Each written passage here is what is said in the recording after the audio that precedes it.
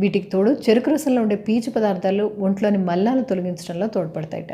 ఇక షుగర్ ఉన్న వాళ్ళు చెరుకు రసం తాగకూడదేమో అనుకుంటారు, కానీ షుగర్ ఉన్న వాళ్ళు కూడా చెరుకు రసం చాలా మంచిదిట.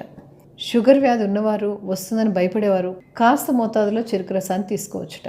చెరుకు రసంలో గ్లైసెమిక్ ఇండెక్స్ చాలా తక్కువ.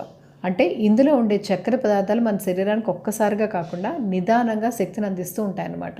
అలాగే తీపి పదార్థాలు తినటం వల్ల పళ్ళు పాడైపోతాయని చెప్తూ ఉంటారు. చెరుకు రసం ఇందుకు మినహాయింపుగా నిలుస్తుంది. చెరుకు రసంలో కాల్షియం, ఫాస్ఫరస్ ఉండటం వల్ల పళ్ళ ఎనామిల్కు మరింత గట్టిదనం ఏర్పడుతుంది. పైగా చెరుకు రసంతో నోటి దుర్వాసన కూడా తగ్గుతుందట. ఇక మెరిసే చర్మం కోసం కూడా మనం చెరుకు రసం తీసుకోవాలి. ఎందుకంటే చెరుకు రసంలో ఆల్ఫా హైడ్రోక్స్ యాసిడ్స్ అనే పదార్థాలు ఉంటాయట. వీటి వల్ల చర్మం మృదువుగా, యవ్వనంగా కనిపిస్తుంది అన్నది నిపుణుల మాట. అంతేనా, చర్మంలో తేమ ఉండాలన్నా, మొటిమల సమస్యలు తీరాలన్నా కూడా చెరుకు రసం దివ్య ఔషధంగా పనిచేస్తుంది.